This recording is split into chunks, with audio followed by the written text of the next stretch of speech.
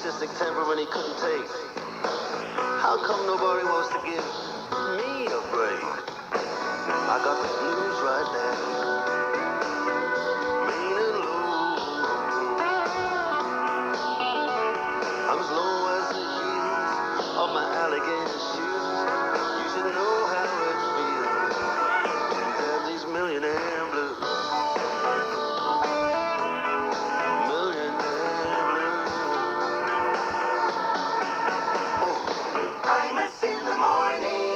This is the Imus in the Morning Pro.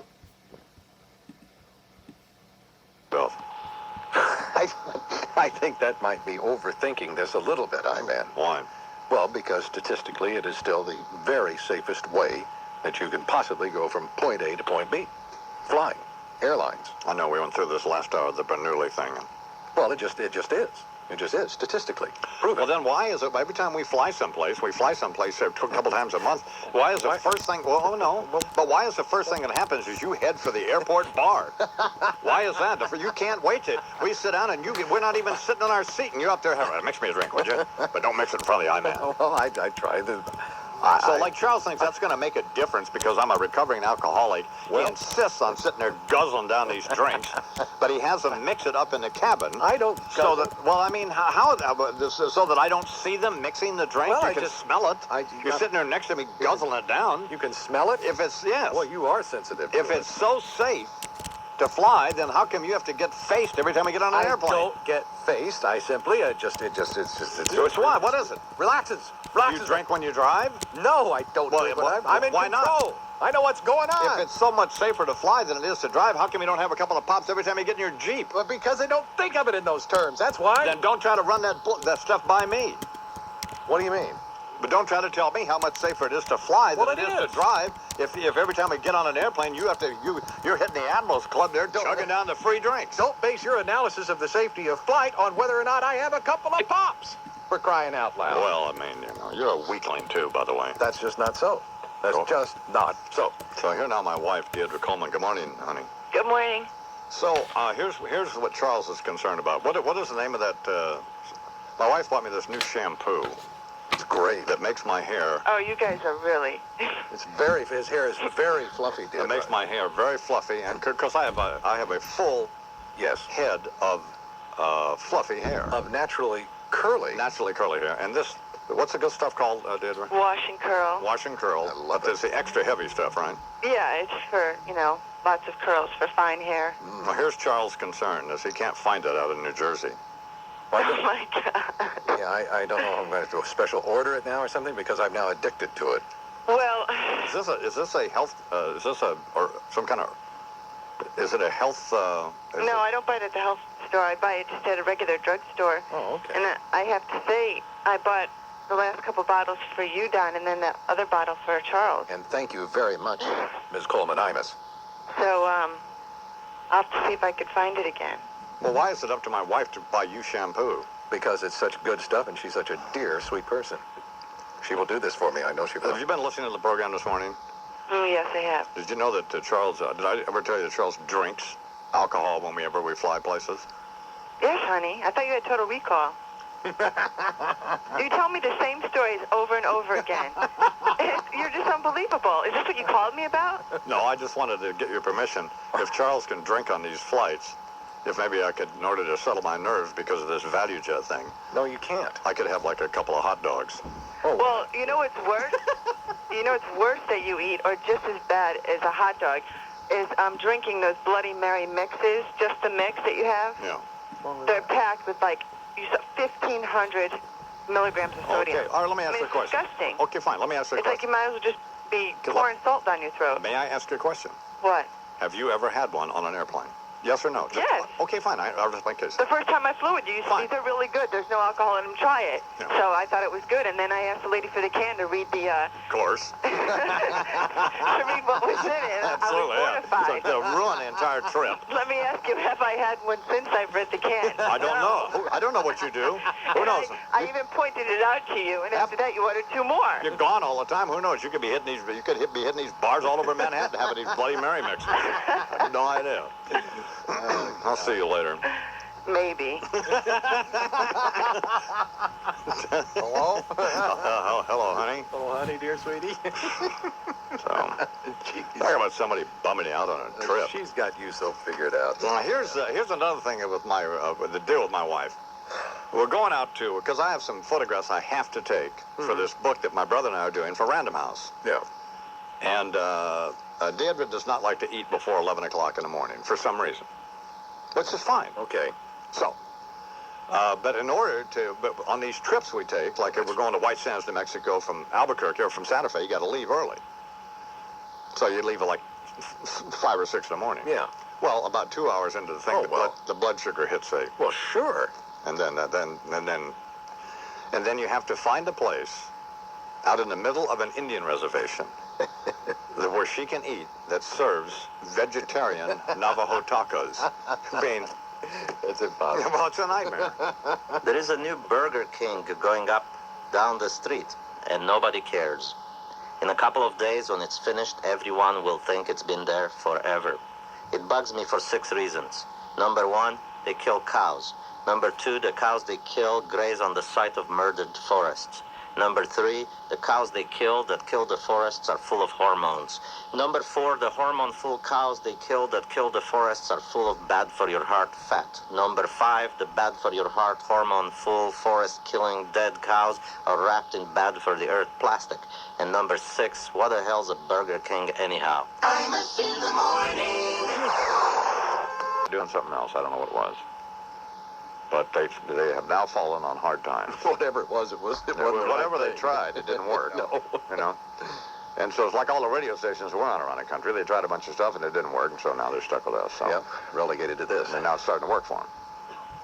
Well, our program director here at WFAN in New York, Mark Chernoff, is fairly, in fact, we like him, as a matter of fact.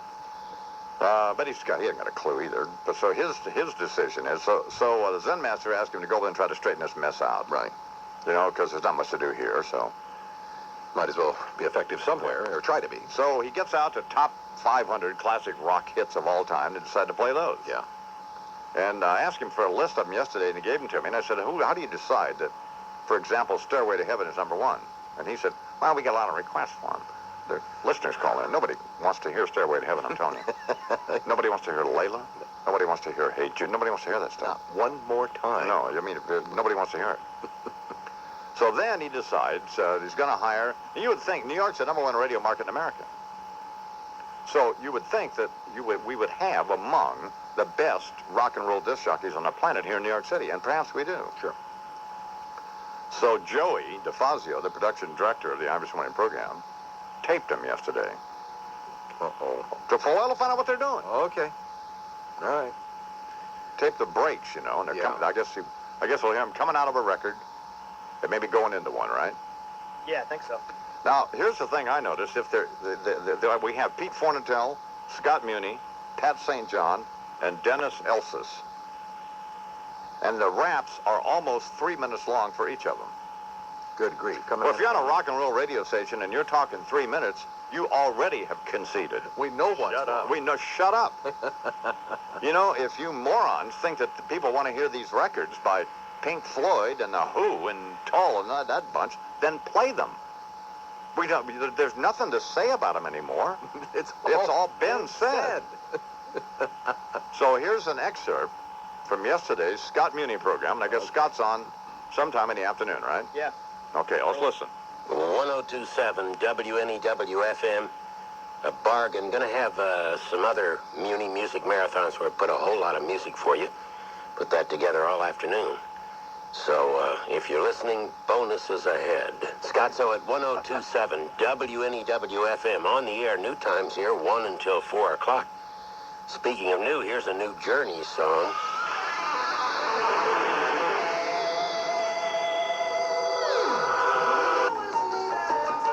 All right, 1027 WNEW-FM, Scott Muni Show, and a little Police, and before that, the new Journey called Message of Love, Message for Weather, Not Love. Tonight, a mix of snow, and it's coming up from the south, so some of you guys listening right now already are probably a bit flaky. 1027 WNEW-FM, the great sound of Freebird. Oh, stop now before I kill myself. No, keep going. What's the matter? Oh, I don't know. I mean, I love Scotzo, but shut up. Absolutely. Shut up. Coming up from the south, a little flaky already. Well, come in, Jerry. What we're going to do, we're going to murder you. The great sounds of The great sounds of Freebird. Freebird. I'm here at Pat St. John. Let me hear his cut. This ought to be great. This guy's on at night. When's he on? He's on late afternoon. Oh, He's on after Scott. He's on after Scott. Yeah, okay. Could be flaky. Good. Shut up. Here we go. Where is that confounded bluebird? Anyway, that's a ramble on. I've been this way 10 years to the day. This is 102.7 WNEW-FM, and the station that made the rock classics classic.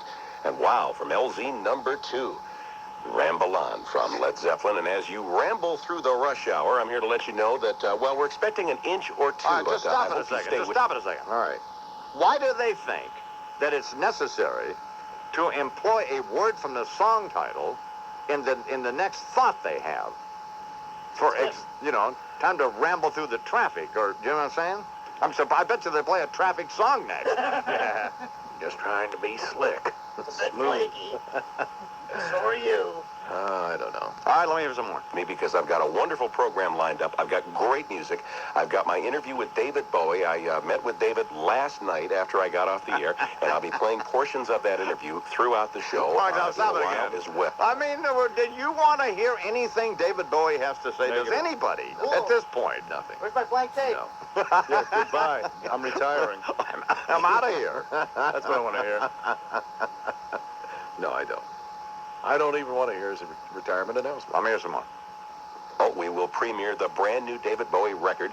The album is not going to be out until February 11th, but I'll have a little sneak preview of that for you this afternoon, as well as a major concert announcement at about 5 o'clock this afternoon. So lots of reasons to stay with me here at 102.7 WNEW-FM. This is 102.7 WNEW-FM. And by the way, that's not snow you're experiencing. The sky is crying.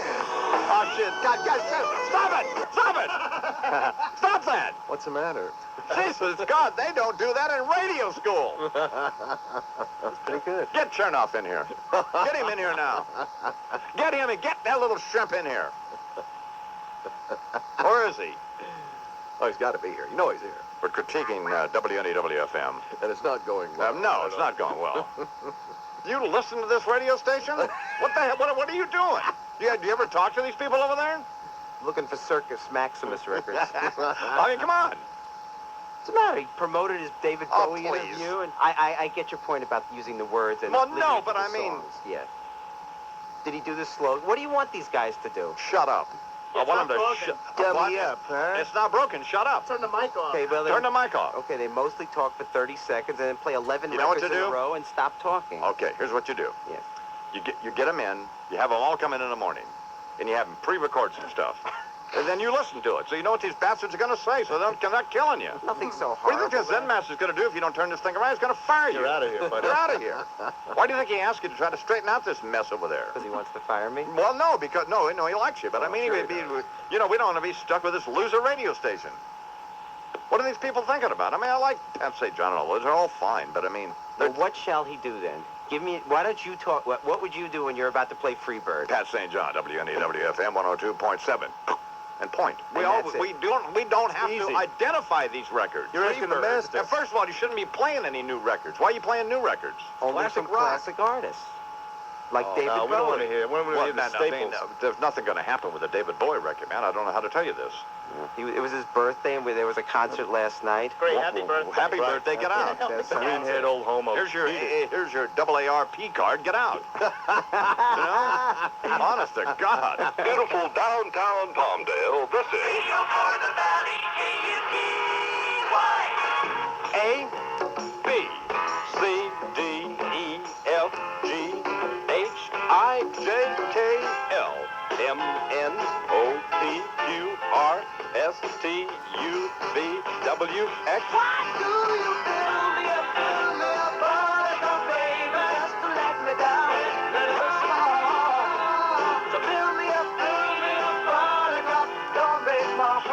Foundations Fill me up, Buttercup, or I dreamed I was a boss hitbound in my KUTY Morton-Born radio jacket.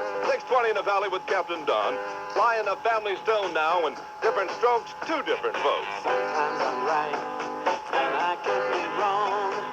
My own beliefs are in my song. Imus in the morning. Fuji Films' new Fuji Color Superior Extra all-occasion film. Perfect film for virtually any picture-taking situation, whether it's indoor or outdoor. 100 baby chicks right now for just $3.95. Cash check or money order. Now just imagine all the fun you're going to have with these little babies. You just lead them around on little leashes. You give them little names. And then, of course, as they grow up and comes winter time, you cook them and eat them. It's going to be just fun for you. We're going to give you 100 of them for just $3.95 plus COD charges. And if you order right now, your Wolfman going to send you absolutely free of charge a life-size picture of me autographed that glows in the dark. Imus in the morning. It's been quite a The morning program appears on a big jumbotron, which is not what it's called. It's called the NBC Astro Vision by Panasonic every morning from 7 to 8. And Bernard, what are you doing wearing a cowboy hat? I figured I'd try to illustrate my point, Iron Man, that wearing a cowboy hat in New York City is sort of akin to wearing a yarmulke at a rap concert. I will get my butt whipped if I don't get out of here quick. Yeah. It's like wearing a turban in Birmingham, Alabama. It's just ridiculous. By the way, the people out in the street thought Dan Rather was interviewing that Titanic survivor from the Oscars just in the last segment, but I informed them that it was the Iron Man. Do you have more people to talk to? Or? Yes, I do. As a matter of fact, can you step up here? I have this young couple. They're married. And what's your name? Jennifer? Jeremy. And you people are from New Jersey? Yes. Now, do you people believe that that President Clinton is guilty of sexual harassment? No, I don't. Do not. No, definitely no. Also, you people obviously haven't been polled by any of these major news organizations, am I right? Absolutely not. I can't believe that anybody would think he should stay in office. No, I definitely don't think he should be in office. It's a disgrace, isn't it? Absolutely. It's a disgrace to the United States. There's something to be said about being presidential, and the president right now is definitely not being presidential. Right, he's turned the White House into a virtual whorehouse, hasn't he? Something like that, yes. He goes to Africa on a business trip to defer any sort of public relation problems that he has. And to ingratiate himself with the African-American population in case they pop up on any juries, am I correct? Exactly. That's what it seems like. Are you people related to Charles McCord at all? Hi, Mom. Well, thank you very much. We appreciate it. Thank you. And I have this young gentleman over here. Sir, your name? Tim Adams. Tim Adams here, handsome young man. Tim commutes from Tampa, Florida every week to New York City for... work for an investment banking firm. Yeah. Several investment banking firms. I work for a consulting firm, actually. That must be a long bus ride for you, huh? Yeah, very long. So do you think the president is lying when he says he didn't sexually harass anybody? I really am not concerned as whether he's lying or not. I think that looking back in history, each and every president that we've had in the United States, from Ben Franklin on, has some sort of sexual relationships with other women. Oh, so that makes it okay? So that makes it okay? Well, no, it doesn't actually make it okay, but I think it's a personal issue. So you believe the president should remain in office, obviously? Yes, I do. I think he's doing a very good job, and I think the United States is enjoying probably the most prosperous year that we've had in a very long time. What if your boss took his pants down and asked you to kiss his private parts? Well, of course, that would not work out, but... you wouldn't be happy, would you? No, I would not be happy. But yet you still think he should remain in office? Yes, I look at all these women. I mean, they're coming back... now all of a sudden here they are, they're damaged emotionally for something that should have occurred or may have occurred years ago. And I sort of question their credibility as of... So the bitches are lying, that's what you said. Bernard, get that stooge up there. Bernard McGurk live with some sap down there at Times Square. Here now, sensing blood in the water, America's opportunistic grassroots political reformer, the nearly vanished H. Ross Perot. Well, there go the soccer moms. I told you so. Told you day in, day out, time and again. But would you listen to me? No. And now, ain't we at a fancy pass? You damn right we are.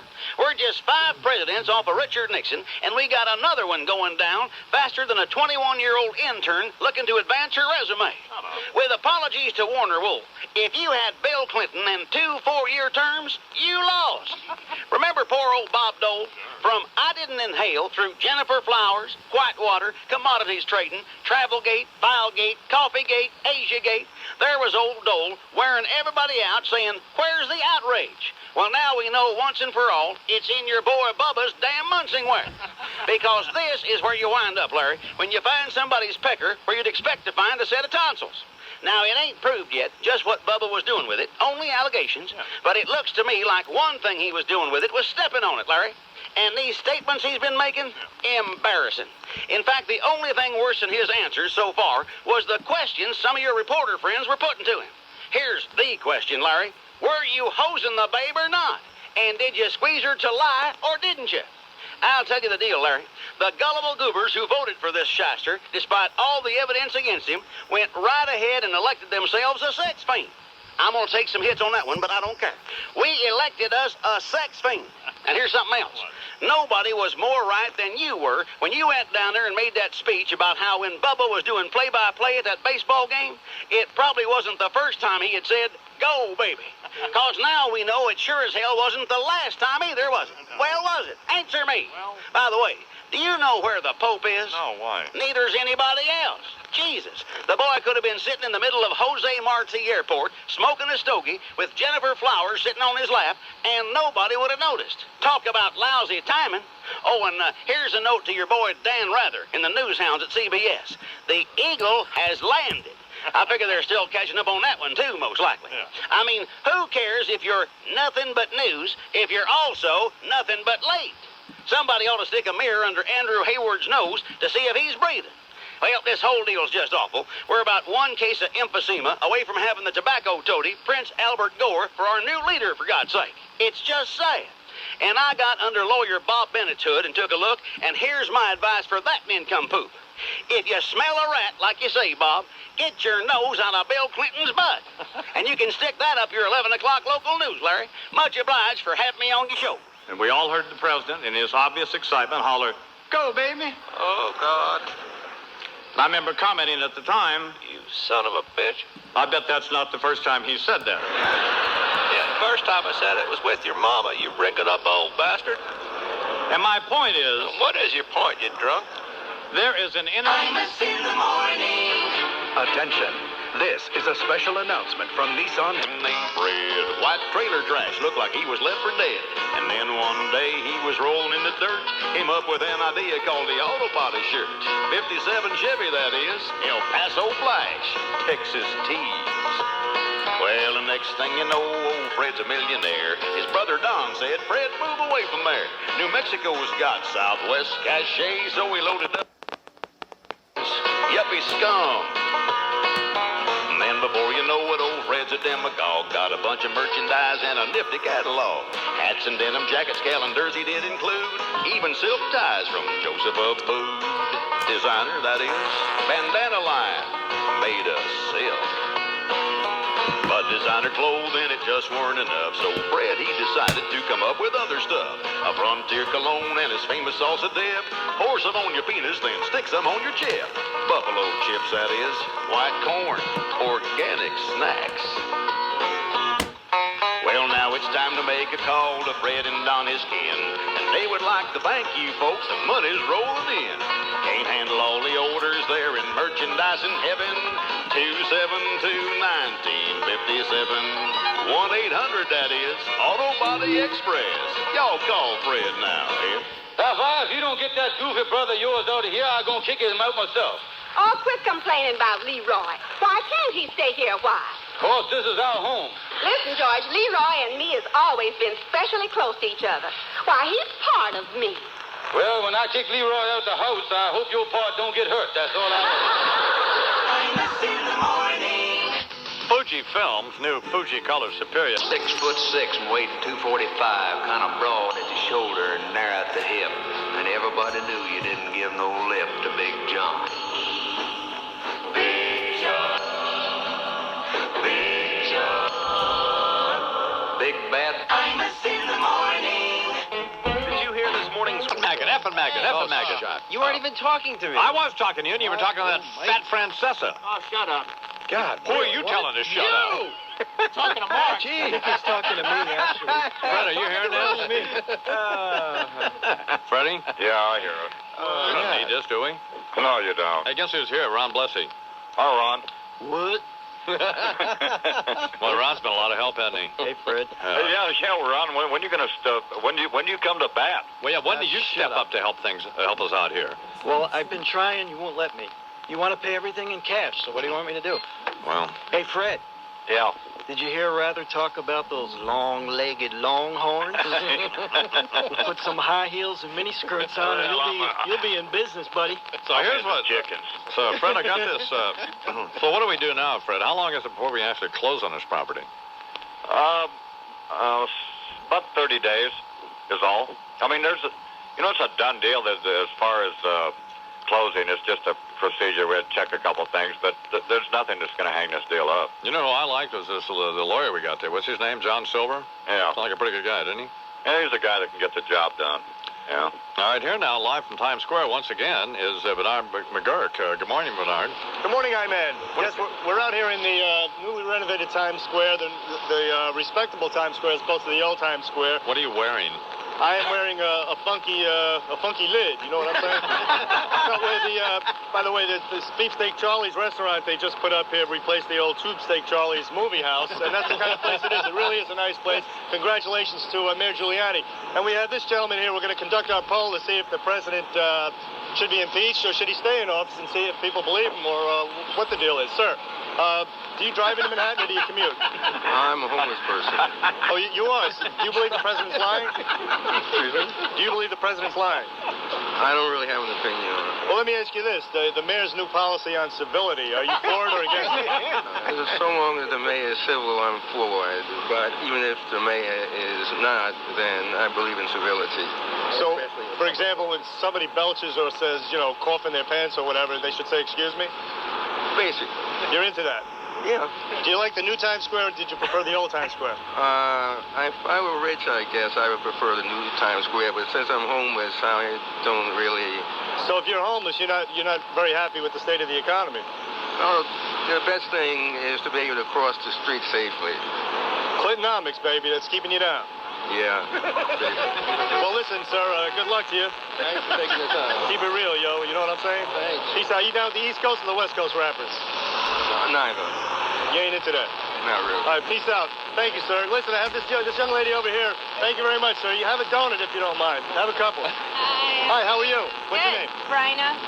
Bryna, where are you from? Chicago. Chicago, okay. Listen, Bryna, do you believe the president? Do you think he's lying? I think he's lying. You think he actually harassed these women? Yes. Do you think he should stay in office? Well, I think it depends on the extent of the harassment. So, I wasn't there, so I don't really know if he should be in office or not. But I do think something went on. Well, which is worse, in your opinion? Forcing a young woman's hand on his... That'll be fine, Bernard. Come on. Or dropping the trousers in the office and asking her to kiss it. That'll be fine. Forcing his hands, her hands. That's worse. That is worse, right? Yeah. So you think he should be impeached then? If that's what happened, yes, definitely. Okay, so there you go. There's somebody here who you managed to coerce to your way of thinking. That's essentially what's happened. News organizations haven't polled yet. And there's a lot of these people out here. And we have a few of them over here, as a matter of fact. Come on down. We're out of time. We have some future White House fortunately out of time, Bernard. Bernard McGurk live in Times Square. He had more. I know he had more, but that's over. The more is over. Well, see, here's the thing. You and Bernard are so obsessed. What? With the idea that the president, that people around this country are outraged by what's gone on there, and nobody cares. No, you're wrong. Oh. I absolutely recognize the mood of the country is one we do not care, and let's get past this. I absolutely acknowledge that, because it's reflected in every poll. Okay. Now, if there were big divergences in polls, but there aren't. They're uniform. So all we really want is a Jimmy Swaggart-like confession, Sure. which we're not going to get. No, we're not. Fred, do you have a Tri-State Jeep? The one guy nailed it down. What was about the only thing that does matter is getting across the street safely. Absolutely. That's a priority. Fred, pretend like I do have my trifecta. Fred, pretend like it's a conversation and that you're going to answer a question. Then I ask you the question, jerk face. You're a jerk face, you bald-headed old stooge. Now, stop it. Just stop it, both of you. Go ahead. Ass face. You're an ass face. You're an ass face. You're an ass face. That's ridiculous. You're Listen a bigger ass face. Stop. I have my NASCAR trifecta. All right, I love you. I'll call you later. I love you. I didn't know what day it was when you walked into the room. I said hello unnoticed. You said goodbye too soon. Breezing through the clientele, spinning yarns that were so lyrical. I really must confess right here, the attraction was purely physical. You're in my heart, you're in my soul. You be my breath should I grow old. You are my lover, you're my best friend. You're in my soul. Imus in the morning. Speed Vision, sponsor of my sports. I'm Joe Thomas. Well, now here's another problem we have. Hey, have Michelle give me some gum. Would you bring it in here? Straight away. What the hell is it with it? Idiot. So we're down doing the radiothon, and by the way, thank you all very much. We raised almost $2.5 million. Oh. And most, like there's another radio station in town having a radiothon, they expect to raise about 150 or 60 grand. I mean, $2.5 million. And I don't want to bore you to death, but everybody at this radio station did a great job, particularly Mike Francesa and Chris Russo, who, you know, got into it and were, you know, got committed and just did a great job. And so did Russ and Steve and those other people. And all the people work behind the scenes.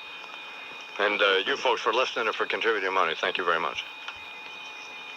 So I'm down there doing that, see, Thursday and Friday. We're down to World Trade Center, where it was. And I get a call Friday when I get off the air. There's a front page story in the Connecticut Post. Front page story. The headline reads, taxing issue for the I-Man.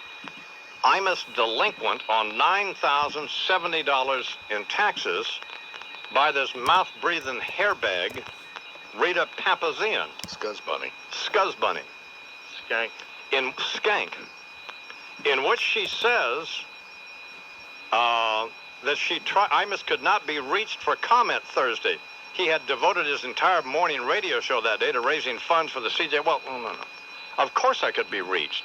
She lied and didn't try to call me. Now, just think about it a second. If you're the Connecticut Post and you're going to try to embarrass me, and, you know, you're going to try to humiliate me, wouldn't you think, knowing how I am, knowing that I am a world-class prick, and knowing that I will personally attack you if you're not right, wouldn't you think you'd want to get your facts straight? Yep. Wouldn't you want to be positive? Before you portray me on the front page of your scummy newspaper as a tax cheat and a deadbeat, wouldn't you want to be sure that, one, I owed the money, and two, if I owed the money, that it was my fault, that it hadn't been paid? That would be fundamental, wouldn't you think? Man, it would for me. If it were me, I'd hold the story until I talked to me. I'd hold it forever. I would try to call my office. I wouldn't lie about trying to call my office, because I was here Thursday, the day before the article was printed, and nobody called. Dana was here all day, and Michelle were here all day, and a nitwit at the switchboard. Nobody called. Nobody tried to get a hold of me. So when I found out about it, when I got off of the air Friday, do you know how long it took to find out what the real story was? How long? 5 minutes. It took 5 minutes. I called Robert Andrews. You know, Andrews managed the corporation, has handled my financial affairs for 25 years. Right. Robert said, the bank pays your property taxes. You don't pay them. You don't pay them. That's a deal we made with the Chase Bank. So he calls the Chase Manhattan Mortgage Corporation, the preferred customer division, and in 10 minutes we had a letter from them saying that this letter is to inform you that your mortgage obligation to Chase Manhattan Mortgage Corporation is and has always been in good standing. Chase is responsible for the payment of your property taxes to the town of Westport on a quarterly basis. An error made by our tax servicer resulted in your January installment not being paid. 15 minutes. So we faxed this letter to the newspaper and to AP. Now AP's on the story. They're going to try to embarrass me around the country. Pile on. Suggesting that I give away more than $10,000 a week to charities. Why would I? And I bought this property for $4.5 million. Why would I not pay $9,000 for it? Well, it's nuts. No, sir. Plus, I own another deal in Southport, which they pointed out that the taxes were current on. So wouldn't you think, if you're at the newspaper, you're the editor, wouldn't you think, well, let me see. He's current on his taxes in he's current on his taxes in Southport. He just bought this property in Westport. Could there be something amiss Maybe there's here? something to this. Meanwhile, and so Dana talks to them, and Robert talks to them, and explains the mistake, explains who's responsible for this, and that I am not, as they attempted to do, some kind of deadbeat, and to try to humiliate and embarrass me on the front page of their chump newspaper, to put a retraction back on the front page. What did they do in Saturday's paper? They put it on A4. Oh, no. And the headline reads, "Bank takes rap for Imus tax delinquency." That's on page A4. It's an outrage. So I go to the drugstore on Saturday at Switcher's Pharmacy up there in Southport, and all the old guys are in there, and they're going, yeah. Who bailed you out, I understand you didn't pay your taxes, I said, didn't you see the retraction in the paper? They said, no, what retraction? So I got a hold of this woman, Cindy Semino, over there at the paper yesterday. And I gave her a choice of either printing a retraction on the front page of the paper this morning, or I threatened to attack her personally, the editor of the paper personally, the publisher of the paper personally, and this mouth-breathing hairbag who ought to be fired, this lion weasel, Rita Papazian, personally. I threatened to hire an investigator, which I was fully prepared to do, to investigate every aspect of their financial life, whether they had not paid a student loan, if they owed money to Greg at the Ick and Span, anybody. That's what I intended to do. I intended to encourage people at the Connecticut Post to cancel their advertising, and I was prepared to give them free ads on this radio station, which I would pay for. I was prepared to take, like, big car dealers, furniture stores, that kind of big sporting goods deal, make them the subject of the New York Stock Exchange Business Report. Absolutely. I was going to award cash prizes for people who canceled their subscription to the Connecticut Post. Now, what did they do? They screwed me totally by putting on the front page in this morning's paper, "Bank not Imus found late with tax payment." Well, what are you going to do? Damn. What are you going to do? Got hosed. But, I mean, they do that, and it's not just the Connecticut Post. It's the New York Times. It's NBC News. It's CBS News. It's Washington Post. They do it all of the time. They screw people, and they splash this stuff all over the head, all over the front page, and then, oops, there's a retraction, and they run it on A32. And nobody has any recourse. And the people who do have any recourse don't have any guts. I was prepared to ruin these people's lives. I mean, I was outraged. And so was Charles, by the way. They're trying to embarrass me. Oh, well, that's but I'm paid I got $9,000 in my briefcase, you idiot. What are you, nuts? Well, fine, so you see. I mean, that's crazy. It is. Meanwhile, I'm down there trying to raise $2.5 million for dead babies and kids with cancer, and these sons of bitches are trying to embarrass me on the front of their crummy effing newspaper. What are you, nuts? Huh? I don't know. Let me see that. I'm scared. Oh, man, I mean, that's insanity. I'm not going to put up with that. And the way they couched the thing. I mean, God. Well, listen to his first sentence. You want to get PO'd? Yeah. Funny man Don Imus, one of the highest paid DJs in the country, is delinquent in paying $9,070. Guess what? And if you're the editor of the paper, wouldn't you think, well, wait a minute, let's check this out. I mean, let's make sure that this is the case. And George Underhill, this slimeball over there to tax the Westport slimeball tax collector, who I may drive up there today and whip his ass. Absolutely. Let me have it. Throw him a beating.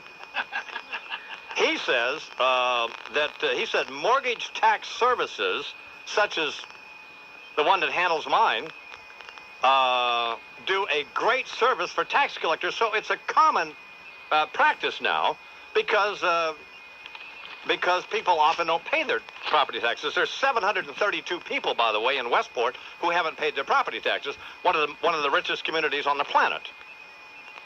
And so, but they see my name there. This is really snotty. Oh, now yeah. That I look at it. Well, yeah, I mean, this ignorant slut, this mouth-breathing hairbag, the Rita Papazian, who's a disgraceful human being, ought to be fired.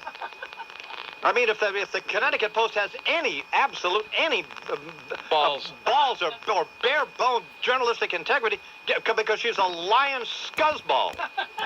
I mean, that's disgraceful. They were going to embarrass me. I mean, that's insanity, isn't it? Well, it's an attempt to do that. Just exactly that. Now, on the other hand, Cindy Semino, this woman who is this associate editor at the Connecticut Post, who I talked to yesterday, was I didn't scream at her. I threatened her. Absolutely. And she was very nice. And she, when I explained the story to her, she was not aware of some of the facts of it, and she was more than agreeable to rectify it. So you have to give the Connecticut Post that kind of credit. I mean, I think fair is fair, don't you? Well, yeah, but of course she wasn't aware of the facts of the case if she read her own story from Friday. But can't you just see them all sitting around up there? Oh, we got Imus. Absolutely. Baba Booey. I mean, that's just insane. Baba Booey. Listen, Barry, you know. Maybe Stern will put us on the air. And I mean, I'm still irritated about it. But they did what they said. They did what I asked them to do. Mm-hmm. So I can't complain about that. And they do it all of the time. And it's the New York Times does it. A gotcha story. Yeah. No wonder people hate the media. No wonder they hate these bastards. Where do you go to get your reputation back? There you go, Mr. Donovan.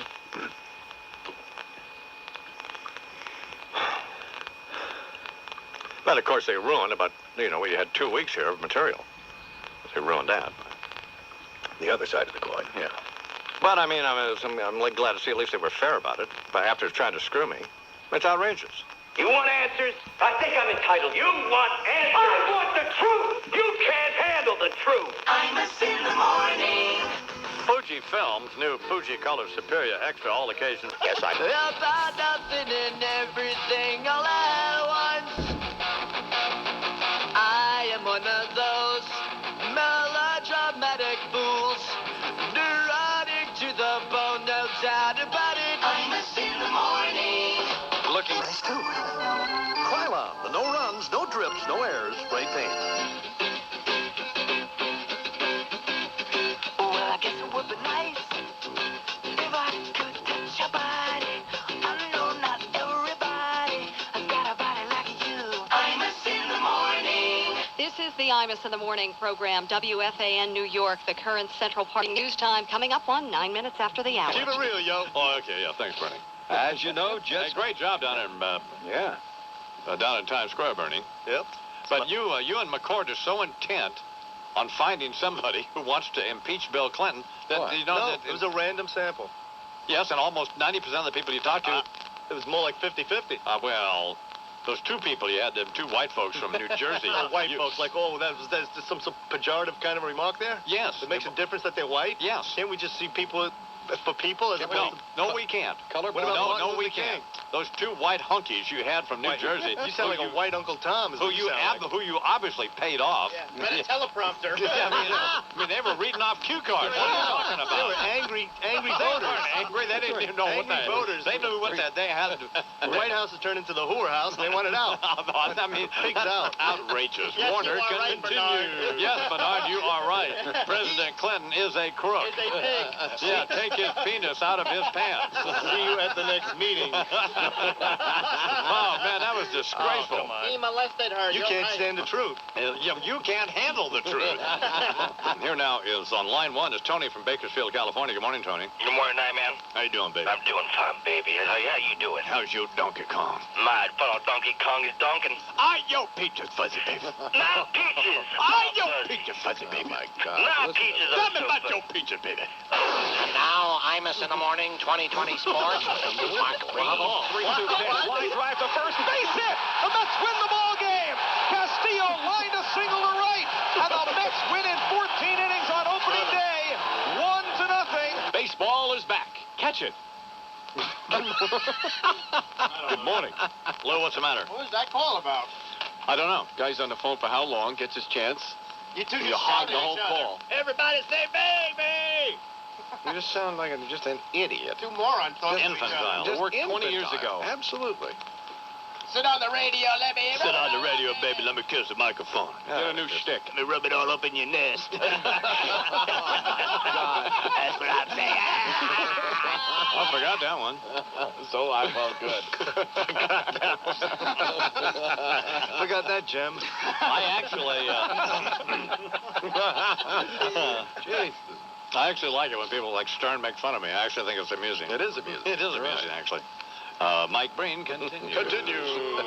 First game of the 98 season in the major leagues happened in New York as the Mets beat the Phils 1-0. Mets second baseman Carlos Baerga says this game is a sign of things to come. What happened today is going to be just a little part of what's going to happen during the year. There you go. Shut up.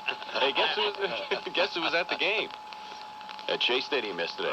Larry King. I'm a baseball freak. I've been a baseball fan all my life. Grew up with baseball.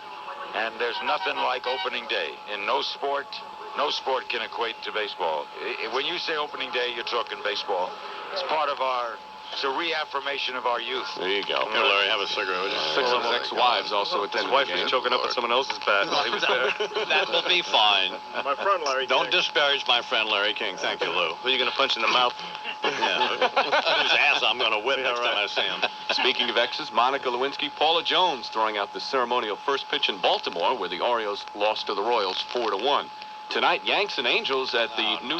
And Highway Patrol. All right, here now, Imus Washington, Senior Military Affairs Advisor, the late General George S. Patton, Jr. At ease, as you were, Worms. There is bad news from the front. That is why I've called you people here today to join me in this bunker, 450 feet below the surface. To inform you, we have lost the war. The struggle to topple our flash dancer-in-chief president is over.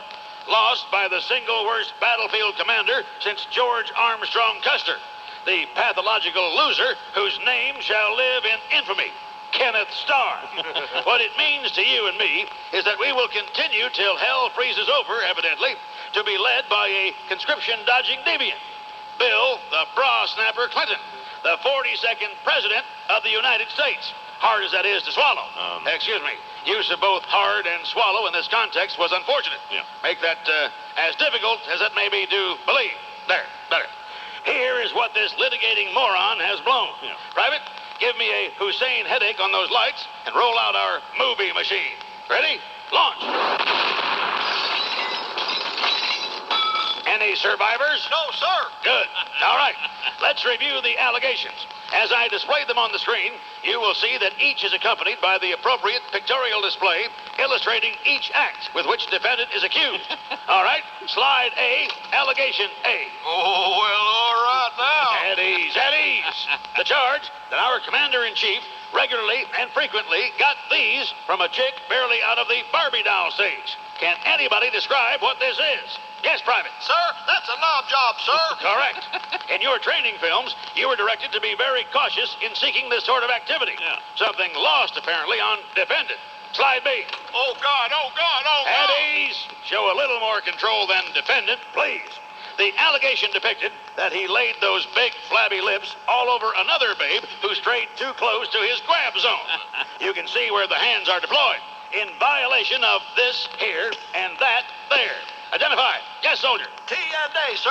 T&A. Well done, son. You know your anatomy. In the interest of time, I shall simply enumerate the other assertions in this case. That he had a 970 do-me line to Monica. That he sent his Amistad deckhand out on truth control patrol. That G-Man actually caught the son of a bitch installing an intern on his presidential staff. And that, in short, about the only meaningful difference between the Titanic and this defendant is that only 1,500 went down on the damned ocean liner. And yet, equipped with all of this and more, incompetent counsel Starr managed to blow what was well on its way to being an airtight, locked and sealed freshman law school case. It is now clear, people. Not only should this dumb bastard not be allowed to prosecute the president, he shouldn't even be turned loose with a notary stamp. Pray for a war with Baghdad, boys. Otherwise, we are over. Thank you for your attention. That is all. I'd say, Sugar Bill.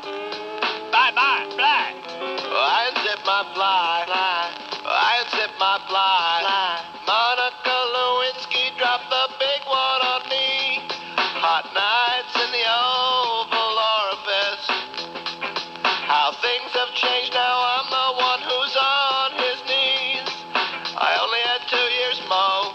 This ain't the way it was supposed to go. Lord of mercy. I unzip my fly.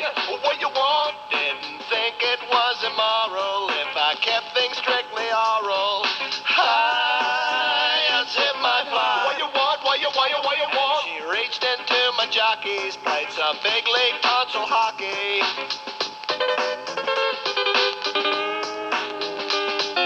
I told her to keep it quiet, but then she blabbed it to her friend.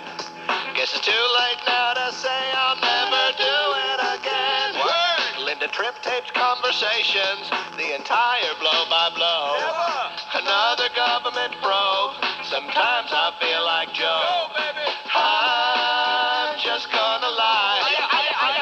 Just deny the entire matter. Say she's madder than a hatter. I'm just gonna lie. Like I really like the sky and so high. Come clean and tell the truth. I'd be like my own John Wilkes Booth. I'm just going to lie.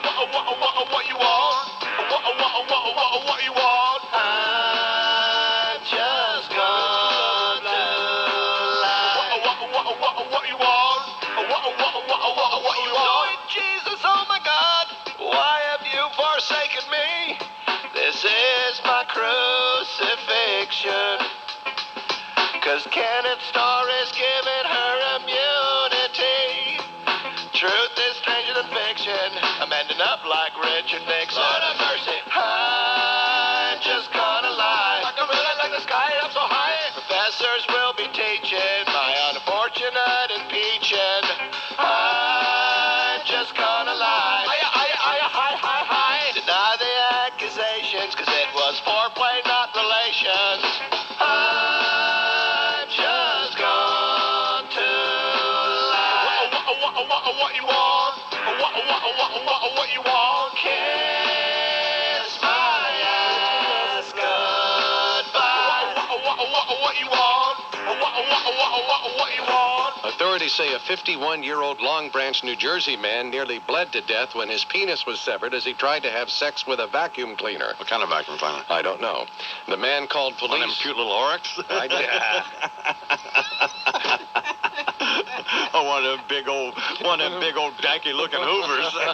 If your radio sounds funny in the morning, you're listening to Imus in the morning. Pakistan is condemning now the 2 new explosions. Pakistan said it would soon conduct its own nuclear test. Good. Pakistan's U.S. Ambassador Riaz Khokhar had this reaction. It seems that India's objectives are to gate crash into great power status and impose its hegemony in the entire Indian Ocean. Hegemony, I like that. Absolutely, by golly. And they open. And then there's all sorts of concern over where were we. It was William F. Punjab. Hegemony. I know what time it is. In the morning.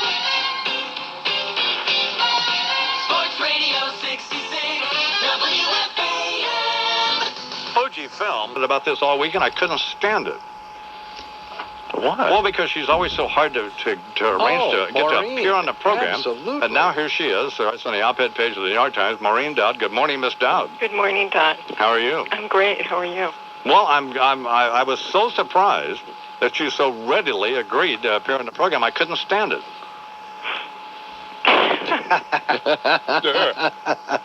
Obviously, you're not that overwhelmed, are you? She's afraid. How was your trip to Africa? Span Highway Patrol. Here on line 5 now is a guy we haven't heard from in a long time, Charles, O.J. Simpson. Good morning, O.J. Hey, Hey, I'm on the phone, damn it. You little bastard, shut up. Uh-oh. OJ. I'm going to take you to the driving range. OJ. You want to hold the golf balls in your mouth while Daddy work on his chip shot? I didn't think so. Hello? Good morning, OJ. Amos, this is OJ. I was thinking, you need somebody to help you with this ranch? Well, I'm your man. Because you talk about an atmosphere of discipline. Ain't nobody keeping kids in line like me. Yeah. I'll tell you, I tell a child to do something, they do it. My kids jump before I even get the word out my mouth. I got a lot to offer. You and your brother can show them how to rope and brand them cattle. I'll give them instruction how to cut them up into nice, juicy steaks. Get a couple of chainsaws going. By nightfall, these kids think they're eating at the pound.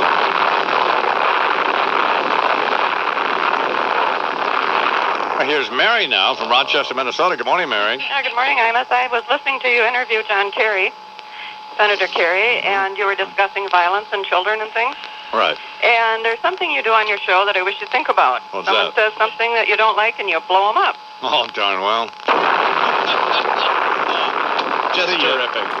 Just lovely. What did she think was going to happen? I mean, what could she possibly have thought was going to happen? Hello? I don't like the bomb. I don't like the bomb. I don't like the bomb. I hate it how you blow people up. That's violence, Imus. Mary, you still there? I'm here. Looks like we missed. Well, let's try it again.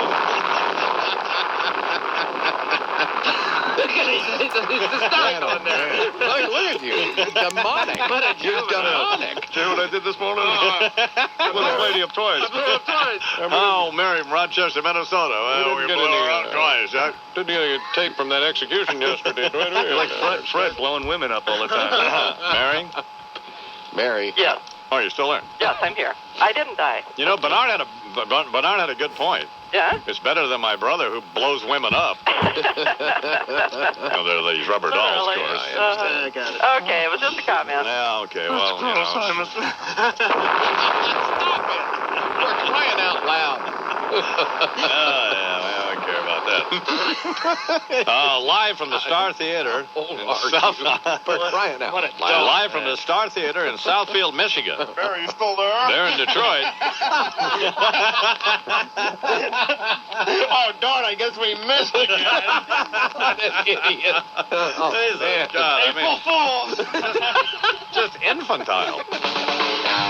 On the next South Lawn, the Independent Counsel continues his probe of the president. You homo, get your finger out of my ass. Kenny Starr has Kathleen Willie testify in front of the grand jury for 6.5 hours. That bastard's hornier than me. How many times did she have to tell him I made her grab my... Meanwhile, in Newsweek, Linda Tripp rears her ugly head again. You're telling me my dog wouldn't even that bitch. Speaking of dogs, first, Buddy takes a trip to the vet. Okay, boy, here's the deal. We're gonna have to cut your off. Now don't turn homo on me. And then Paula Jones says under oath that she didn't leave Fat Man's hotel room because there was a state trooper outside with a gun. I should have had that bastard shoot me when I had the chance, because I'd rather cut my own off than see that bitch naked. Of course, Monica has something to say. Hey, honey, if you're gonna talk, you have to take that out of your mouth first. Batman grows impatient with his cabinet. You hoes better shape up or I'll fire you like that fat drunk Russian bastard. And then decides he needs to take another vacation. Hey, let's go to Africa and hit on black chicks. Wonder what it'd be like to get a Hummer from those natives with the plates in their lips. South Lawn, just like those potty mouth reprobates on Comedy Central, except they're running your country. Hey, Umbutu, you think you got too much on your plate now? Wait till you get a bite of this.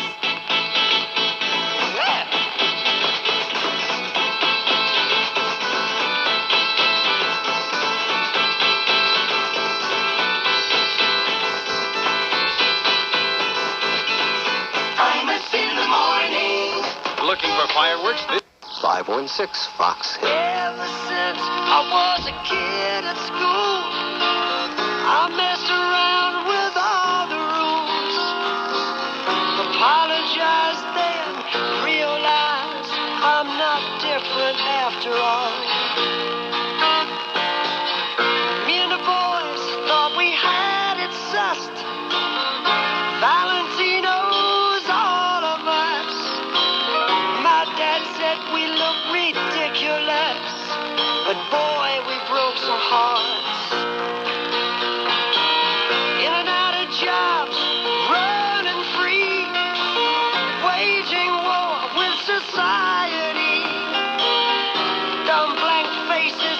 back at me, but nothing ever changed. Promises made in the heat of the night, creeping home before it got too light. I wasted all that precious time and blamed it on the wine. I was only joking, my dear, looking for a way to hide my fear. What kind of fool was I? I could never win, never win.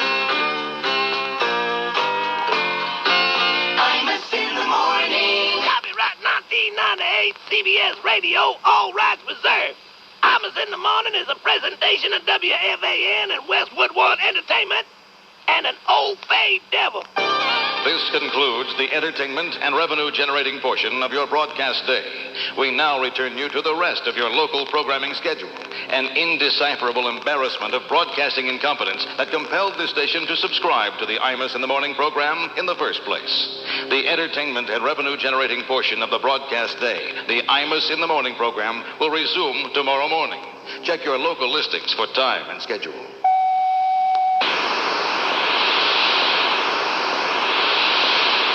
WFAN New York. WFAN 2020 Sports.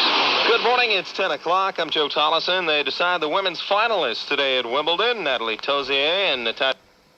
6. South Carolina driving. Here's McKee. The pull-up is no good. Tip is no good. The tip is not it. Richmond has won the basketball game. Richmond has won. Richmond has beaten South Carolina. So Richmond, the biggest upset of this tournament so far. South Carolina out of there. Second year in a row in the first shot. Oh, my God. Exciting. It's March Madness. And somebody back in the program director's office lets this go on. Break my radio. All right, here's Brain. Good morning, Brain. Good morning. Well, while it was a wonderful moment for Richmond, you have to feel for South Carolina. Their season over. Poor B.J. McKee, the South Carolina player who missed that shot that could have won it. McKee was asked about the play. I made that clear. I played time and time again, and I think if I had to do it all over again, I would did the same thing. Would have missed the shot again? Well, that's unusual. I don't think that's what he meant. But That's what he said. I know what he said. He said what he would have did. I know what he said. What he would did. Late games, UConn survives a scare from scrappy FDU, 93-85, and Bob Knight nearly lost, but prevailed in overtime against Oklahoma. Unfortunately. Knight, of course, fresh off his fine for criticizing an official during the Big Ten tournament. He was asked about the refs of last night's game. If I'd have had these same officials. This fat loudmouth pig is the last person on. He's 65 years old. That fat moose, loudmouth idiot. They're on the sidelines screaming at these 18-year-old kids, and with this white stuff coming out of the corners of his mouth, it's making you sick. And why does CBS have to give us close-ups of the fat coach's fat face with this ick coming out of the sides of his mouth? It's making you sick. Both sides of his mouth. St. John's plays Detroit today, and one grad of St. John, Jason Williams, who plays for the New Jersey Nets. The Nets have lost 7 in a row, 6 without Jason Williams, which, of course, he's a free agent after this year, so puts Mr. Williams in a pretty good position to renegotiate his deal. Team does seem, however, happier without him. But anyway, good morning, Jason. Hey, Imus, what's up, man? How you doing, man? Imus in the morning correspondent. Jason Williams with the Iron-Man. Hey, Imus, man, what was that dude? B.J. McKee? Yeah. Yeah, that's funny. That's what they call Breed in the locker room. That's his nickname, B.J. Hey, yo, Imus, man, how come you never call me on that Latrell Sprewell story, man? I'm your correspondent, man. Well, what's up with that, man? Yo, Imus, it's not a black or white issue, man. It's a green issue about the Benjamins, man. Look at it this way. Bernard and Lou, they want to choke the Iron Man, and all of y'all are white, man, so enough with that. Put it to rest, man. You know what I'm saying? Yes, sir. So what's up, man? Well, nothing. Hey, Imus, man, they so damn scared of you, man. You better lighten up. Remember that dude up in the Connecticut lottery office? Yes. Yeah, give me the polygraph, man. That's what I can't talk. I can't talk, man. It was a late night last night, you know what I'm saying? Hey, Imus, man, you slowing down, you know what I'm saying? I liked you better when you back in the day when you was on drinking and drugs and whatnot, peeing over here, throwing up over here, fuzzy peaches and donkey kongs, man. But you still all right, man. You crazy, man. You crazy, you know what I'm saying? Hey, Imus, man, I heard Karl Malone bought a gun, man. I heard that. Yeah, that's what we need, a black man with a 9, man. You know what I'm saying? You got all the rebounds you want, man. You know what I'm saying?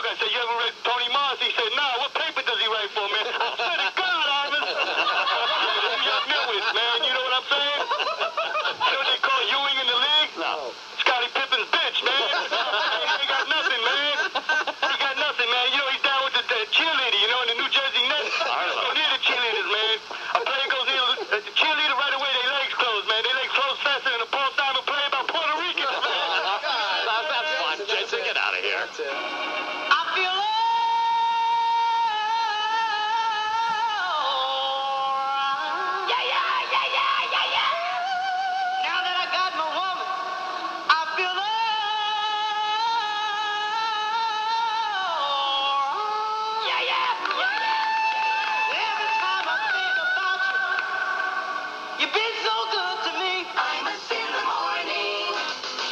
Once again, Imus in the morning for another opportunity to share my years and years of political wisdom with you.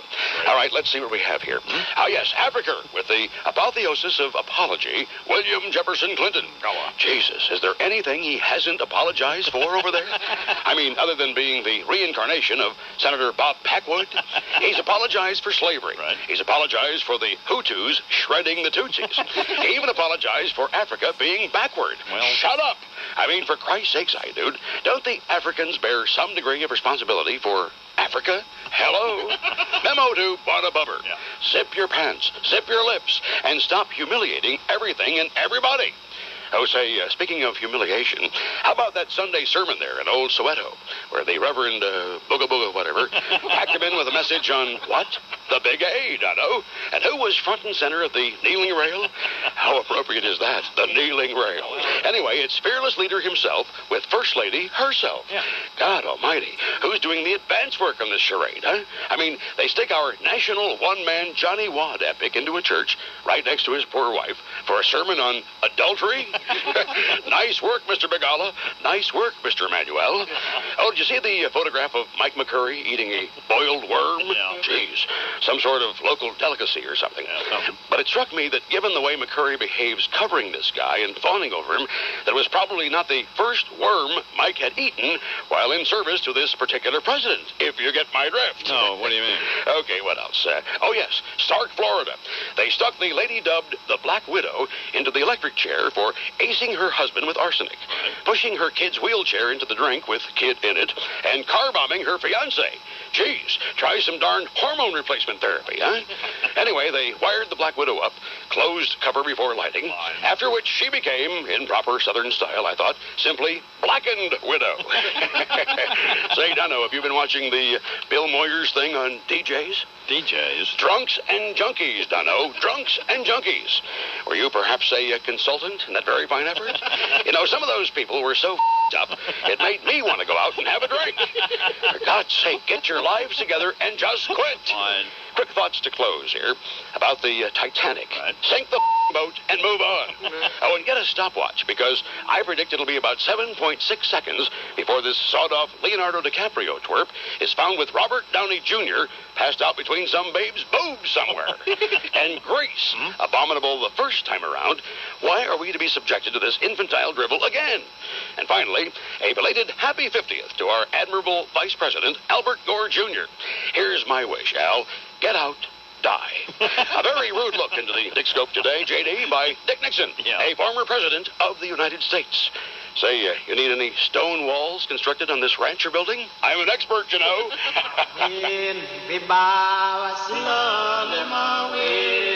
You have brought us here and stripped us of everything we once had.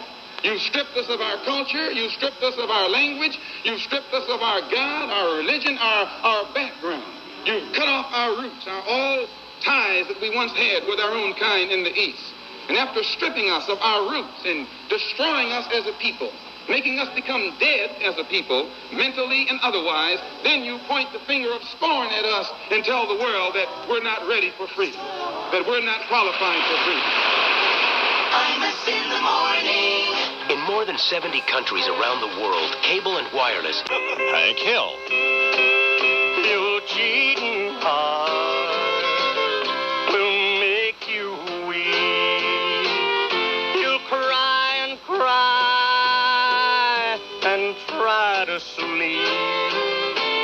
Well, not that it makes any difference, but the polls show I'm not alone in being sick and tired of this whole Monica Lewinsky deal.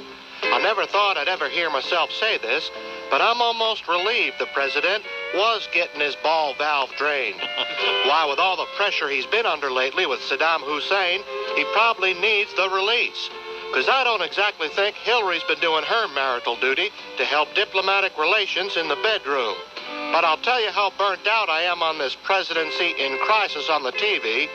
I actually stooped to watching the Olympics. Now, I know that out of respect for the spirit of peaceful international competition, military actions are usually frowned upon during the games. But I don't think I can wait for the closing ceremonies before we start bombing the crap out of Iraq. In fact, after finding it impossible to stomach even 10 minutes of the tedious coverage, I'd like to suggest that maybe we get the ball rolling by making Nagano ground zero. Because aside from that hot little Russian ice dancer who looks like Madonna, and the fact that downhill skier Tommy Moe's name seems more appropriate for a member of the men's figure skating team, there ain't nothing going on.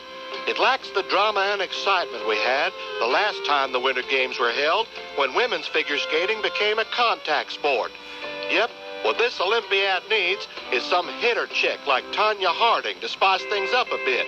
Get Michelle Kwan to loosen the screws on that perky little Tara Lipinski's blades, forcing her to take a header out of a triple toe loop and crack her melon on the ice like a walnut. In fact, on the whole, I'm looking for some Sonny Bono type agony of defeat moments. I want to see Kennedy, that MTV hair bag covering the snowboarding event, doing a Kennedy into a tree. We need some French guy flying off the luge at about 100 miles an hour. I want Jim Nance to be the tragic fatal victim of friendly fire initiated by some Claudine Longe mishap over at the biathlon. Hell, let's send the president over there so he can bring his unique perspective to the coverage of the women's hockey team. How long do you think it'll be till he's in the locker room with Cami Granato and Trisha Dunn giving new meaning to the term hat trick? Hank Hill here on the Imus in the Morning program. It is, hey, man, let me tell you who was on early to that. Me and Rob on early to Hank Hill. Oh, I know. Well, way early. After a couple of episodes. Cool. Way early, after almost the first episode. Yeah. You are cool. Hank Hill on Fox. Same guy did Beavis and Butthead, right? Mm-hmm. Yeah. Yep. Mike Judge. Right, yeah, that's a funny guy, man. I'll tell you who else is funny. I was talking about somebody else the other day. It's Colin Quinn. Yep. No question. You haven't seen, I mean, I don't have any interest in Saturday Night Live, but at all. But if you haven't seen it, I saw it this last Saturday night. It was a scream. It'll surprise you if you haven't seen it in a while. It was a scream. Yeah. And this Will Ferrell, I mean, I've never paid any attention to him. The funny. That's a funny guy, isn't he? God, I mean, he's fabulous. There's a big, tall guy, just a tedious cheerleader thing, which is not funny. I know, but man, he does other stuff that's just... I mean, he did a thing during the news with Colin Quinn. I mean, I'm telling you. Laugh out loud. Crying time. Crying time. And I liked, and I'm a big fan of Norm Macdonald. Yeah. I mean, I did not think they should have got rid of Norm. This is no knock on Norm. Absolutely not. I like that alliteration. No, but I'm telling you, Colin Quinn is a scream. Yep. Jesus, he was funny on MTV. Getting it done. Funny guy. Another guy I like is Keenan Ivory Wayans. Yeah. I finally pronounced his name right? You got it now. Finally. Close enough. He's funny. It's been a Wayans. He was the guy who put up the picture of Linda Tripp and Howard Stern, you know. Separated at birth. I mean, they look almost like twins. Oh, dead on, isn't it? Yeah, absolutely. Here's old Carol from Patchogue. Good morning, Carol. Good morning, Mr. Imus. Why don't you just shut up and admit that we have a common criminal in the White House? Why don't you eat me, lady? Hey, you can't. Hey, that's somebody's mother. That's worse than... Hey, what? I'm sorry, man. I don't know why I said that. Jackal. He's nothing more than a pedophile and a common criminal. Well, did you just say to this lady when she's talking about an issue that you know you shouldn't say? I'm blushing, Imus. She insulted me. She I'm said blushing. shut up. You insulted me. Well, I apologize. Come on. Not accepted. I apologize. Man, that's awful. That was bad. That is awful. Well, I said I'm sorry. Hey, Imus. Yeah. Why does Clinton wear underwear? Keep his ankles warm. Shut up. You're an idiot. Eat me. And the president is expected to have to answer very difficult questions about alleged affairs, and perhaps even, according to some of the papers this morning, that they may be able to get into the distinguishing characteristic. Oh, fine. The whole thing is just so embarrassing and disgraceful. These men have got to learn.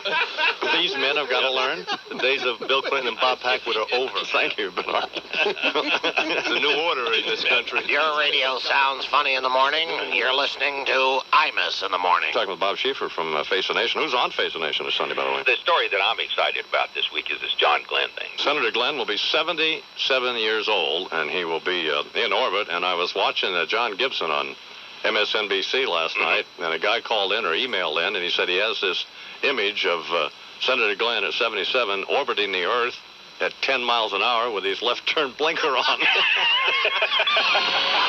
In the morning. Sports Radio 66 WFAN. When you go shopping for automotive Post what it is. Here you go. Here's the end. All right, that's the end of the song. Can you figure out what it is? All right, that's not too hard to do, is it? We'll try it one more time for you. Looking for fireworks. Okay, now introduce Warner Wolf. Go ahead, guys. Time for Imus in the Morning Sports with that blue-eyed soul brother direct from Harlem, Warner Wolf. All right, thank you, gentlemen. Warner Wolf. Hey, do you believe in miracles? Yeah. No. The U.S. ice hockey team lost to Sweden 4-2. What? That's right. Check those Swedes for drugs. 29 saves for Swedish goalie Tommy Salo. Do you guys have headphones, Stefan? Yeah. Okay, then you can wear Warner's in a minute. So you got to hear what's going on. Go ahead, Warner. I'm very sorry. That's all right. Men's curling, the U.S. beat Britain 6-3. Right. However, the win may be tainted. Why? The elite broom sweeper for the U.S. has been checked for steroids. Oh, man. Come on. Where did they come up with these different sports, Warner? That's right. You know, white people so upset that we took over basketball? We got a sweep ice? That's a good point. That's right. Who cares? Who cares about curling? We're sweeping ice. That's right. Man, that's weak, isn't it? Shuffleboard on ice. Oh, Who man, cares? that is weak. Warner, continue. That's good. That's good. That's very good. Japan beat Germany 7-5. A special microphone was attached to the Japanese sweeper.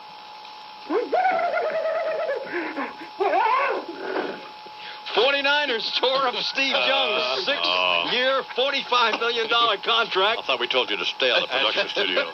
Replaced with a six-year, $49 million contract. Oh, that's great. Question is, what can't you do with $45 million that you can do with $49 million? I don't know. Huh? I had a dream team. And finally, God. that Nets-Orlando-Toronto trade is apparently off. Damn. That's right. The only thing holding it up, the Nets' Kendall Gill refused to go to Toronto, Orlando's Penny Hardaway refused to go to New Jersey, and Toronto's Damon Stoudemire refused to go to Orlando. Otherwise, it was a done deal. For Imus of the Morning Sports, this is Warner Wolf. All right, Warner. We are talking with Stefan Dweck and Monterey Ivy. Their new book called Baby All Those Curves and Me With No Brakes. And over 500 new no-fail pickup lines. Well, all right. For men and women. It's published by Hyperion. Big-time publisher means it's available at bookstores everywhere. Yeah. Not a chump publisher, as you would expect, Looking at with these a chumps. dreadful book like this. Well, we're not selling them out of our trunk. But we will. If need be. Coming in 3 or 4 months or so from Doubleday, the Fred book. My brother's book that Mike Lupica and my brother wrote. Actually, Lupica wrote it, didn't he, Fred? Yes, he did. Yeah. He interviewed you, and then he wrote it? Yes, he did. That's how it worked. My brother's single, right, Fred? Yeah. Mm-hmm. I mean, we're not counting. There's sheep there. Do you have any pickup lines you use, Fred? Can you break 100? There you go. That's great. Oh, man. Hey, what are phone lines, you guys?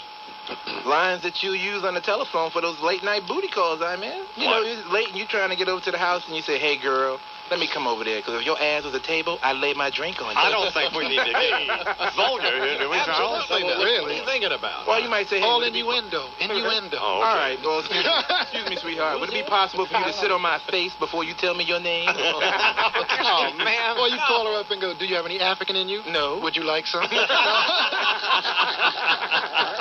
Here on the Imus in the Morning program. Fred. Yes. Where do you meet women? Well, I guess they come in the store there, right? Yeah. You mosey down to the trailer park lot. They start out as customers, yeah. Yeah. That's how it works. They start out as customers, and then you start out as, then you end up a customer. There has been a dry spell, though, you know. Uh-huh. There's been a little dry spell here lately. Well, there has. Yeah, there's been not many tourists out here. Well, so I mentioned earlier, my brother's appearing on behalf of your Tri-State Jeep and Eagle dealer. I just got one of those. Yeah, we know you did. New 5.9 Limiteds. Man.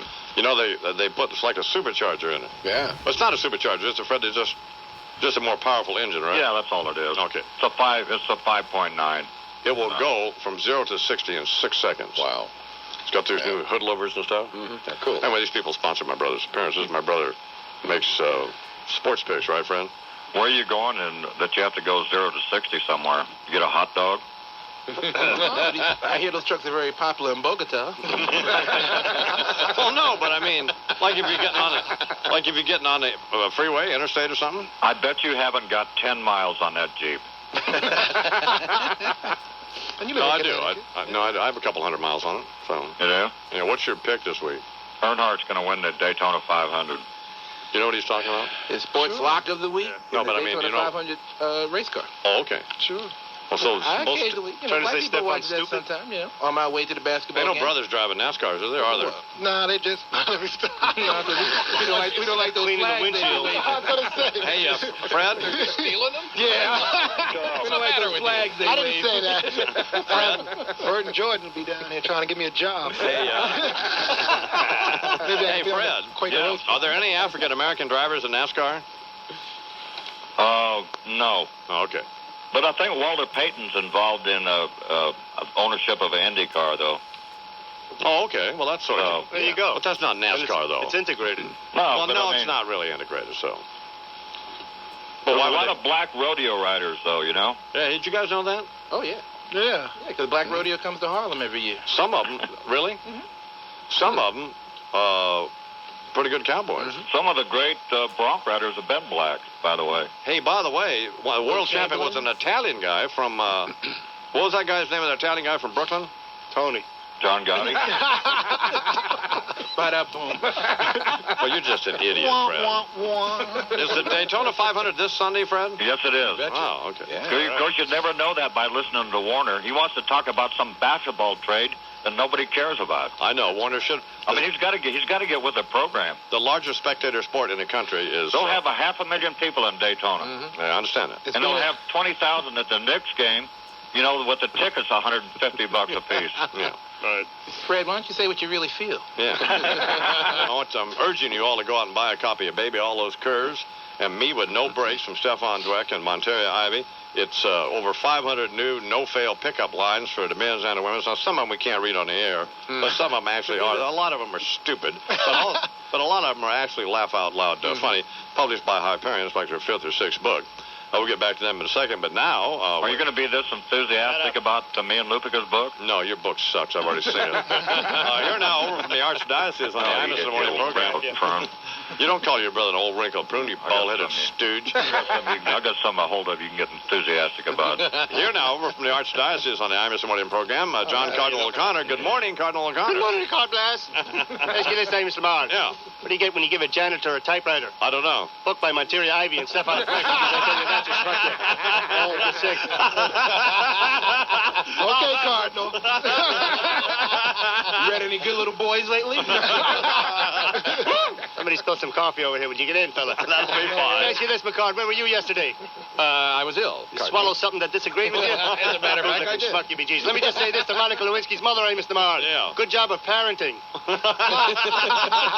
Raising that chubby little tramp, be Jesus. Spare the rod, spoil the child. Apparently Bill Clinton's philosophy, be Jesus. God help America. With this country applauding and obsessed with the presidential sex, for the exclusion of all else, it's no wonder the Nagano Olympics are suffering, Mr. Marr. Yeah. Forget adding new events like women's hockey and snowboarding.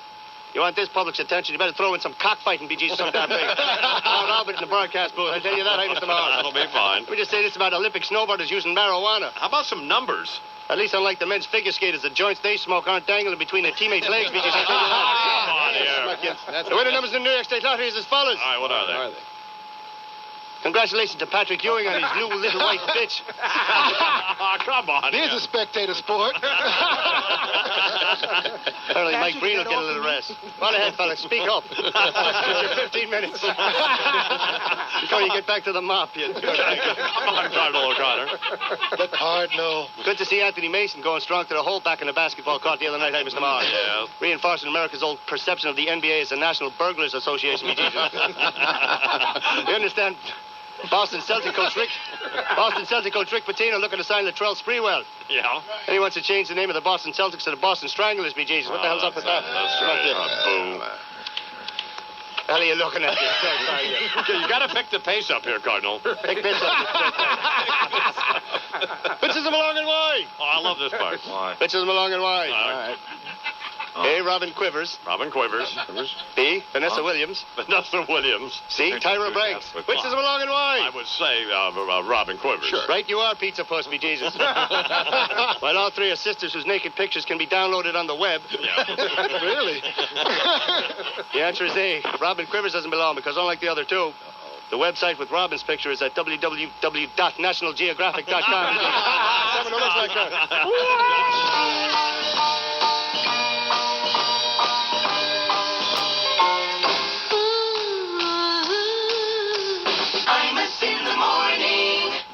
If you run a business, chances are you bank with one of those trillion-dollar monolithic monster banks.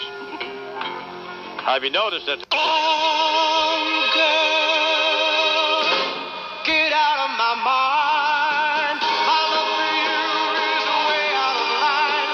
Better run, girl. You're much too young, girl. Imus in the morning.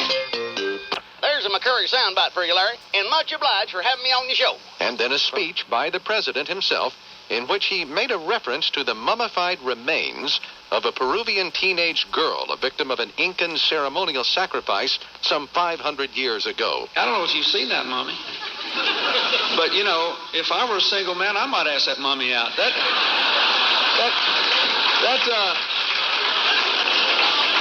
That's a good-looking mummy. Well, that's what Deirdre said when she met the Iman. If your radio sounds funny in the morning, you're listening to Imus in the morning. Well, here's the thing. There's a couple of points to make about that. Okay. One, the mummy cannot sue him. No, you're right. I'll try to run your health care operation.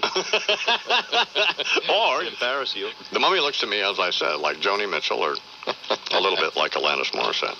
Mummy won't be dancing in old Calcutta somewhere. No. No, that's true. Imus in the morning. Sports Radio 66, WFAN. The move coming. We'll find out. We're coming back. Sports Radio 66, The Fan, WFAN. Many baseball radio casts have numerous contests for listeners to win prizes. However, crank callers frequently get through and win. Like this example with New York Mets radio man Ed Coleman on WFAN in New York after getting a winner on a trivia contest. Congratulations going out to Al Kaholic of Harrison, New York. He knew that Tom Seaver in 1969 and Jerry Koosman in 1976 are the two pitchers in Mets history to throw 8 consecutive complete games. So Al Kaholic of Harrison. Alcoholic.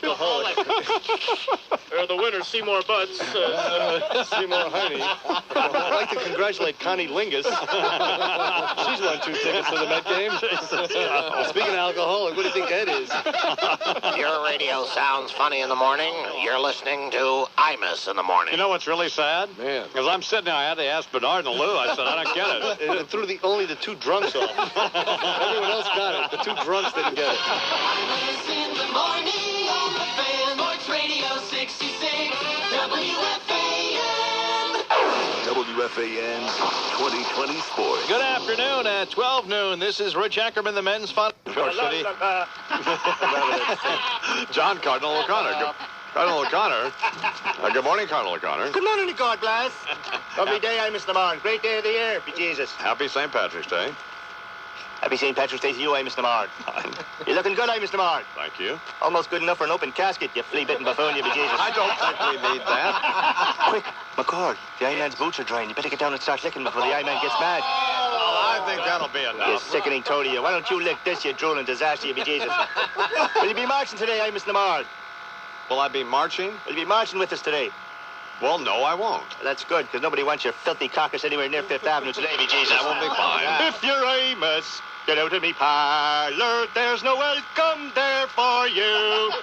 And if your name is Julio or Shaq, get out of me house, you filthy louse, I'll shoot you in the back. If you're Amos, get out of me parlor. There's no welcome there for you.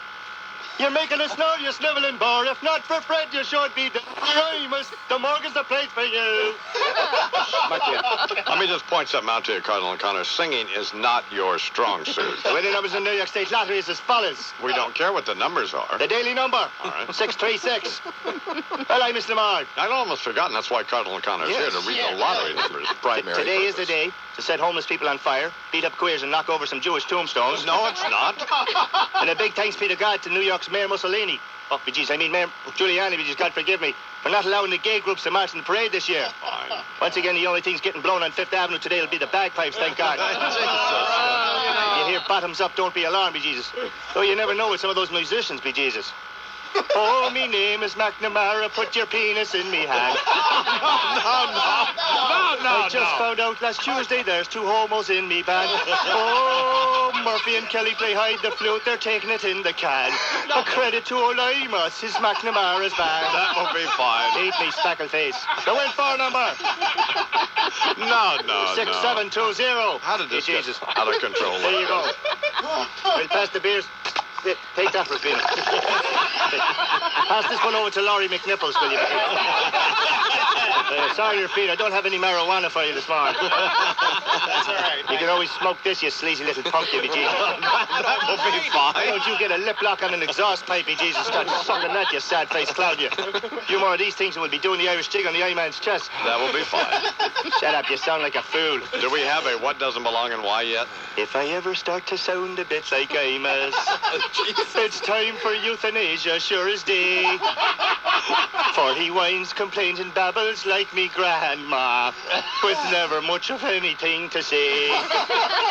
The pick 10 numbers is as follows. We don't care about them at this point. Let me ask you this, Mr. Lamar. Yeah. How can you always pick out the Irishman in a hospital ward? Well, you know, we just don't want to know this. He's the one blowing the suds off of the bedpan, Jesus. Pick 10 numbers. 3, 6, 7, 11, 17, 18, 20, 23, 29, 31, 34, 46, 59, 62, 64, 68, 72, 76, 77, 80. Fine. Which doesn't belong and why? All right, which doesn't belong and why? Which doesn't belong and why? A. Nelson Mandela. Nelson Mandela. B. Idi Amin. Idi Amin. C. Tarzan. Which doesn't belong and why? Well, Tarzan. Wrong, you two-legged anal watch, you be Jesus. Oh, come on. Well, all three are African leaders and are currently in secret negotiations to succeed Pat Riley as coach of the hooligan Nairobi Knicks. Oh, goody. No, not Jane Goodall, you little dirtbag, you shut up. The answer is A. Nelson Mandela doesn't belong because unlike the other two, Mandela has an unfair advantage due to his lengthy prison record, be Jesus. Well, not a great end there. Hey, la, la, la, la. John Cardinal O'Connor here on the Imus-Summer. So much for sophisticated political comedy here on this hideous program. Andy Rooney this week is thinking about the trials and travails of media magnates. Andy? It's lonely. Liberation Day, the president takes his oath, giving a speech that he knows by rote, while Miss Jones trying to go for the throat. In the history books, it's just a mere footnote. But when swearing to God, you take his name in vain. If later on you and the missus get arraigned, cause the past 4 years they've been gathering proof. How about a new promise just to tell the truth? Upside your head. Upside your head. What you say? Upside your head. Upside your head. Upside your head. Rabbit on the headline. Upside your head. Upside your head. What you say? Upside your head. Upside your head. Morning Mr. Director, Mr. Ivy, how are you guys? Well, Hi, man. How you doing? Thank you so much for talking so kindly about us. We heard you on the radio. We have to put that in the advertisement for the book. Imus says these two morons have set the race back 200 years. Oh, not OJ. Not Ebonics. No, these two guys. Don't get us started on OJ. He set all the kids back. He's ruined it for any kid named Orenthal. No, you can see the kid in school now, in grade school. Timmy here, Sally here, Orenthal, guilty. I mean, here. If your radio sounds funny in the morning, you're listening to Imus in the morning. Here's a line that Bernard would use. Here's a line that Bernard. Girl, I'm like Domino Pizza. If you don't come in the first 30 minutes, the next one's free. The next book is going to be squeegee tips. In the morning. Sports Radio 66, WFAM. Hey, NASCAR fans, how'd you like to see a NASCAR Winston Cup race this year on the house? Or even better, how would you like to go on a $50,000 spending spree with your credit card and not have to pay it back? Well, here's some guy's dog's dead. Well, let's see just how innocent it sounds. I'll play it, look. I want to talk to old Grant now from... Where is he? He's in Western Cranston. Where's that, Grant? Hey, that's just outside of Providence. I'm in about not even 10 or 15 minutes. How you doing, baby? I'm all right. How are you? I'm hanging in there, man. I'm bummed out. What's the matter? I lost my dog last week. Oh, darn. His name is Elvis, and I know you being a big Elvis fan. You lost your dog named Elvis? Yeah. Maybe your dog's dead. Yeah, I know. I thought about that. That's a drag. But listen, he's a pit bull mix. He's light brown to bronze colored. Oh, great. A pit bull on the loose. Yeah, he's a Rhodesian Ridgeback mix. He's very friendly. Oh, okay. Right, sure. 8 to 10 years old. What do you mean? It's your dog. Don't you know how old your dog is? Yeah, I know, but I'm just saying he's a young 10 years old. Oh, okay. So, it's a drag. He usually goes out and does his duty, so to speak, every night and hangs out for a couple hours and comes back. But, got an infant's leg between his teeth right now. Hey, come on, Bernie. Be nice, baby. Doesn't have a guy lost his dog, Bernard. He lost a pit bull. I'd be responsible for crying out loud. I know, man, but he's friendly. He's not going to fight anybody. They're all friendly until they got your friggin' arm in there and clutches. Bernie, listen, though, seriously. Can you shut up, Bernard? Shutting up. I would like to apologize for the disgraceful behavior. Yeah. That's all right, Iman. Listen, being the media magnate that you are, I was hoping maybe, with your voice all over the place, maybe somebody out in the Western, Cranston, Coventry, Situate, Rhode Island, Johnston area. We'll find Elvis. Could find Elvis. He's a good dog, and I've had him for 10 years, and, I'd like to... Well, I'm sorry you lost your dog. Sure. And there's a reward. I'll hook you guys up. How much? How much? Well, it depends. It's negotiable. Well, what does negotiable mean?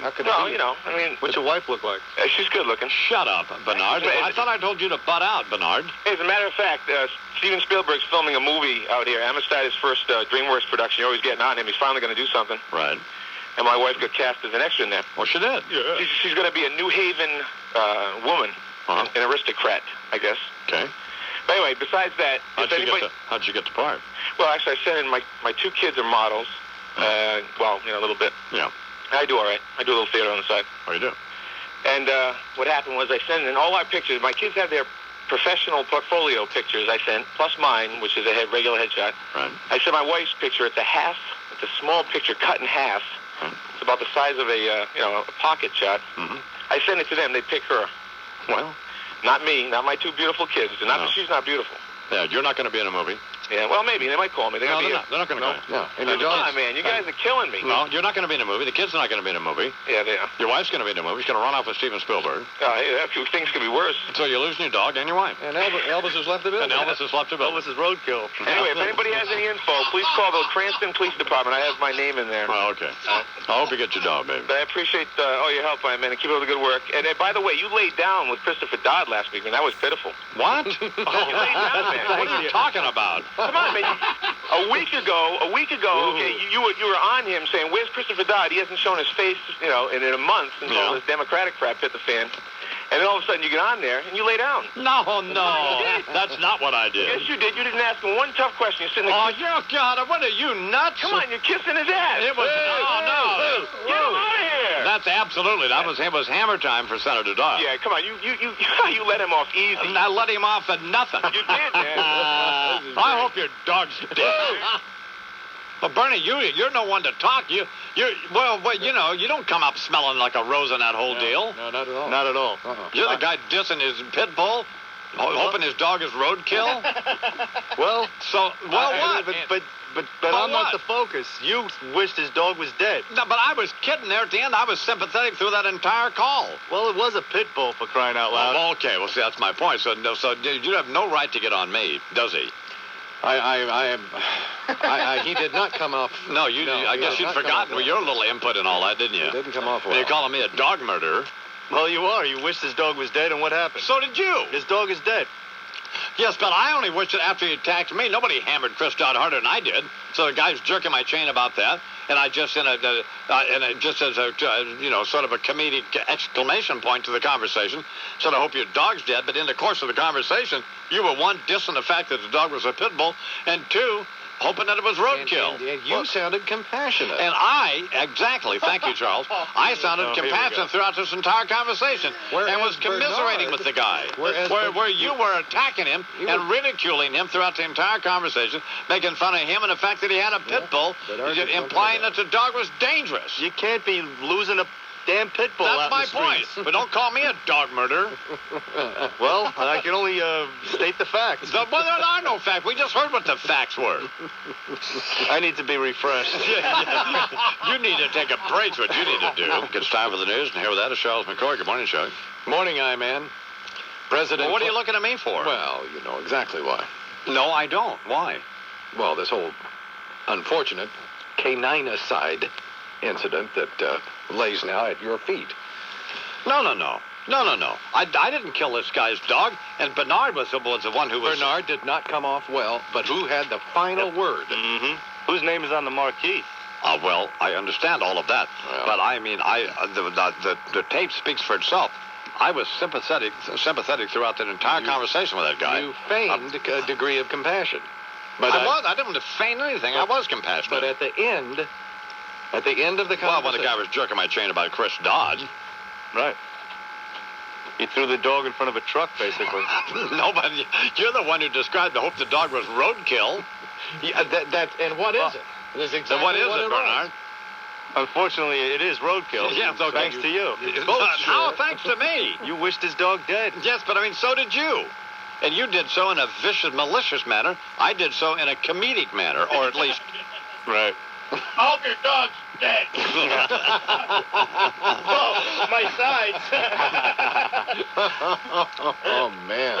A regular yucklebuck, Well, I'm not taking a rap here as a dog murderer, I'll tell you that now. Somebody's going down, Shane. It's not going to be me.